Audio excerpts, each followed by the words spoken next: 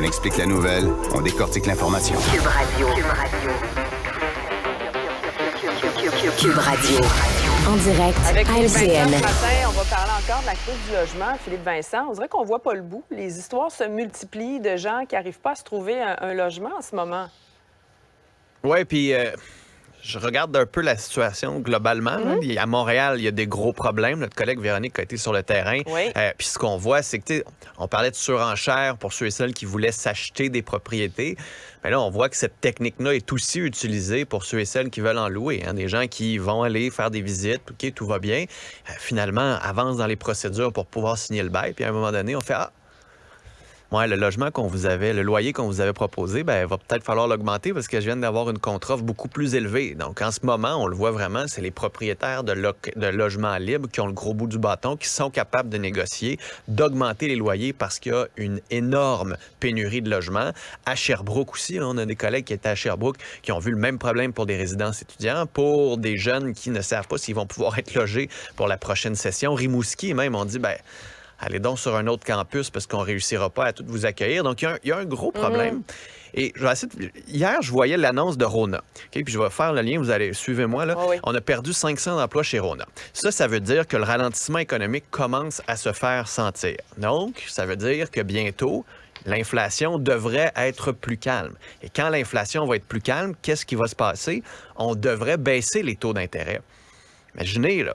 Le marché est déjà en surchauffe. On avait juste annoncé une pause dans les hausses des taux d'intérêt et déjà, le marché de l'immobilier pour s'acheter des maisons était en hausse, avait repris. Imaginez quand on va baisser les taux d'intérêt, à quel point ça va complètement être hallucinant. Parce que Rona, ce que ça nous montre aussi, c'est qu'il y a eu moins de rénovation, il y a eu moins de construction, donc il y a moins en ce moment d'offres sur le terrain, il y a moins de résidences qui ont été construites.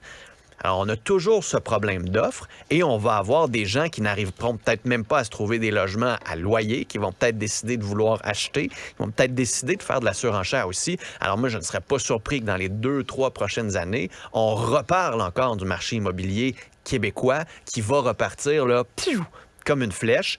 Parce que, justement, on n'a pas travaillé sur le fondement même de notre marché, c'est-à-dire d'offrir davantage d'habitations, alors qu'on a une population qui continue de croître. Oui, et d'offrir comme ça plus élevé que le loyer demandé de mémoire.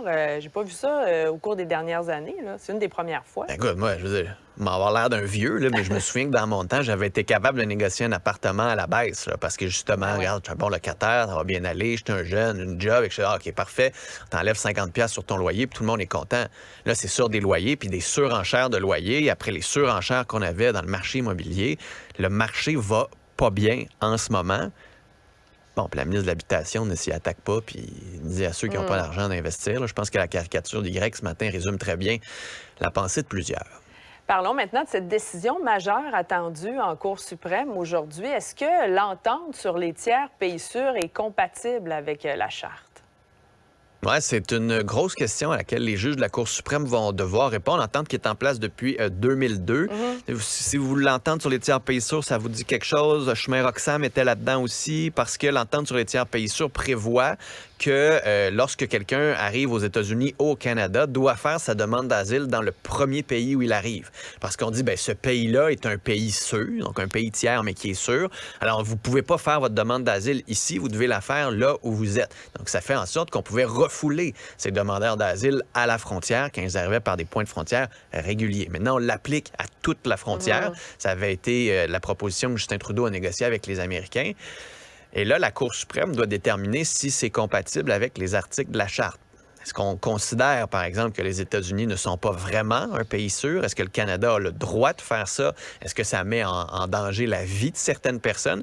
C'est une décision qui est quand même importante. Ceci dit, il y a des avocats qui mettent un peu la pédale douce, là, qui ajoutent un bémol à ça en disant, c'est peut-être pas le meilleur mécanisme pour attaquer l'entente sur les tiers pays sûrs. Donc, la Cour suprême pourrait soit dire oui ou non, là, ce qui serait intéressant dans le débat public actuel, mais pourrait aussi dire, c'est pas le bon mécanisme, donc utilisez-en un autre. Et donc, ça ferait en sorte que le débat ne serait pas totalement clos et qu'on repartirait dans des procédures judiciaires. Donc, il y a quand même plusieurs options qui sont sur la table, mais au moins, la Cour suprême devrait quand même nous donner une idée de ce qu'elle pense de cette entente-là. Oui, on va en savoir plus au courant de la matinée. Philippe Vincent, par ailleurs, il y a Paul Saint-Pierre Plamondon qui a annoncé qu'il allait s'absenter de la politique une partie de l'été. Il va être papa pour la 3e fois dans quelques jours. Oui, il devrait l'être très bientôt, fort probablement à la fête nationale du Québec. Puis c'est tant mieux si c'est pas le Saint-Pierre Plamondon. Ça arrive en plein milieu de l'été pour profiter des premiers mois. Là. Les parents le savent à la maison à quel point ces premiers mois-là sont intenses, sont cruciaux, sont importants. C'est bien aussi qu'il envoie ce message-là pour dire justement au papa du Québec, regardez, c'est important même pour un chef de parti de prendre du temps à la famille, avec la famille, de prendre ce temps-là. Ça souligne aussi qu'il y a quand même un problème avec les députés qui, oui, on a parlé de leur salaire récemment, mais on n'a pas parlé des congés de paternité, de ce genre de congés-là que les autres dans la population sont capables d'avoir, mais pas les députés. Donc, tant qu'à revoir leur revenu, tant qu'à revoir leur salaire, on aurait pu revoir cet aspect-là. Mais je pense que ça vaut la peine aujourd'hui quand même de souligner, de souhaiter à Paul Saint-Pierre Plamondon un bel été, de le passer avec lui. Donc, c'est pour ça que vous ne le verrez pas beaucoup cet été. Je pense qu'on peut comprendre pourquoi, puis c'est bien correct comme ça. Là. Absolument. Merci beaucoup, Philippe Vincent. Bonne fin de... Il s'engage dans les débats de société